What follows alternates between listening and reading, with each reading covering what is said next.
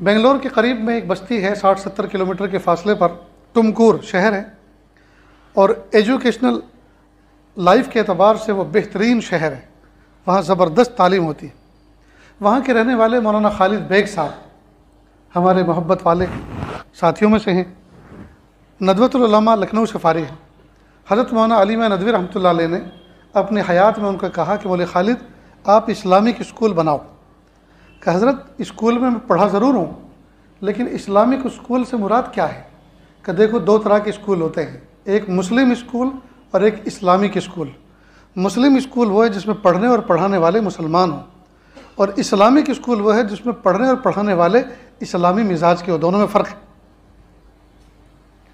ایک آدمی مسلمان ہوگا لیکن اس کا اگر مزاج اسلامی نہ ہوا تو وہ چہرہ بناتا ہوگا، نمازیں چھوڑتا ہوگا، احکام توڑتا ہوگا، بے پردگی اس کے نزدیک کوئی عیب نہیں ہوگا، جی، بلکہ اسلام کی تعلیمات پر کئی مرتبہ اعتراض کرتا ہوگا، ہے مسلمان۔ تو مسلم اسکول الگ ہوتا ہے اور اسلامک اسکول الگ ہوتا ہے۔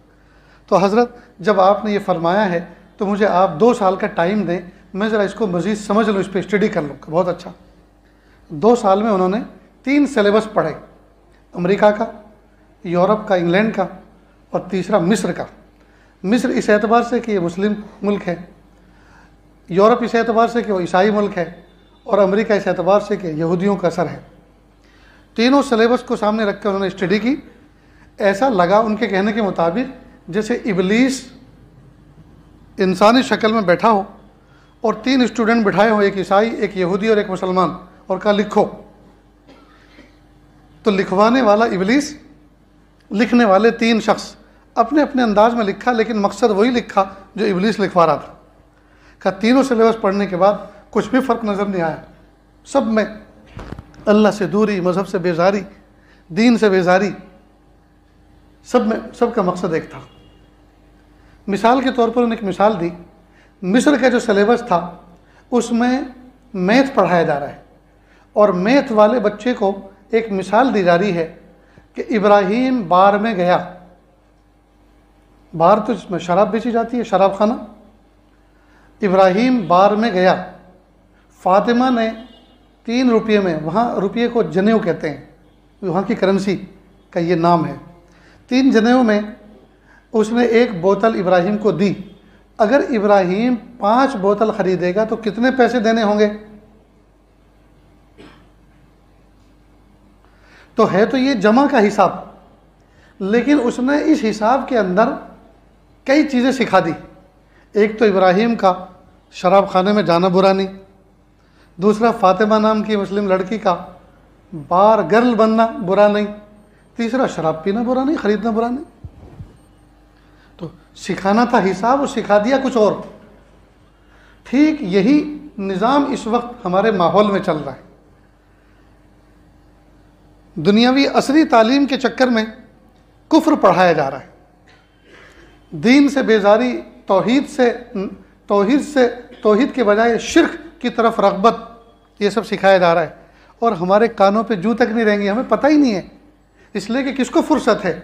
باپ صبح سے لے کر پیسہ پیسہ پیسہ، پیسہ ہو چاہے جیسا ہو، شام کو جاتا ہے دسترخوان پہ بیٹھتا تو اتنی فرصت نہیں ہے بچوں سے ہیلو ہائی کریں، پوچھیں بیٹا نماز پڑھی، اسکول گئے تھے، مدرسے گئے تھے، ہوم ورک کیا، میں کھانے کے بعد دیکھوں گا، تمہاری کاپی چیک کروں گا۔ تو فرصت نہیں ہے، وہ ادھر فون لگا رہا ہے، ادھر لگا رہا ہے، کھا رہا ہے، اسے یہ پتہ نہیں میں کیا کھا رہا ہوں، اس کا ذائقہ کیا ہے، بیوی پریشان۔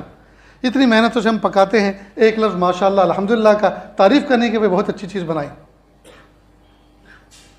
ایسے میں تم جتنے مصلی یہاں بیٹھے سب کے ہاتھ چیک کروں تو میرے سے زیادہ نرم ہوں گے، روئی کی طرح۔ کیوں؟ اس لیے کہ کوئی ہتھوڑا چلانے والا کام تو ہے نہیں اس زمانے میں، کوئی تیشا چلانے والا کام تو ہے نہیں اس زمانے میں، سب یا تو انٹرنیٹ پہ بیٹھے ہوئے ہیں یا آفس میں بیٹھے ہوئے ہیں، کوئی کام نہیں ہے جی۔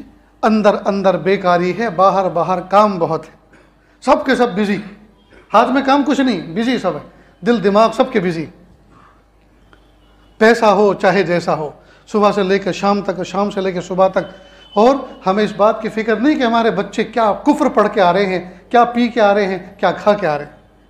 میرے بھائیو، اللہ کے لیے وقت نکالو، اپنے بچوں کو لے کر بیٹھو، وہ سلیبس میں آج کیا پڑھ کر آئے ہیں جی، ایسے ایسے سوالات ان سے کیے جا رہے ہیں، بتاؤ تمہارے ماحول میں ارد گرد کون کون سے درخت وہ ہیں جن کی پوجا کی جاتی ہے، اور تم کون سے درخت کی پوجا کرتے ہو، بتائیے۔ مومن بچہ کیا جواب دے گا؟ اور اس سوال نامے میں جو سوال کیا گیا، اس پر 25 مارک اس کو ملنے والے۔ ہم نے کوئی تیاری کی؟ ہم نے کچھ سکھایا اپنے بچے کو؟ اس لیے جو زہر وہاں سے وہ سیکھ کر آ رہے ہیں، پی کر آ رہے ہیں، اس کا تریاق ہمیں اپنے گھر میں آب زمزم سے غسل دینا ضروری ہے۔ اور یہ اسی وقت ہو سکے گا جب ہم روزانہ مغرب بعد، عشاء بعد کوئی نہ کوئی وقت نکال کے اپنے بچوں کو کہ بیٹا آج تم نے کیا پڑھا، آج تمہارے ٹیچر نے کیا تقریر کی تمہارے سامنے، آج تمہارے ذہن میں کیا بٹھایا۔ بیٹا دیکھو اسلام اس بارے میں یہ سمجھاتا ہے، ہمارے نبی اس بارے میں یہ فرماتے ہیں، اور اللہ اس چیز سے خوش ہوتے ہیں، اس چیز سے ناراض ہوتے ہیں۔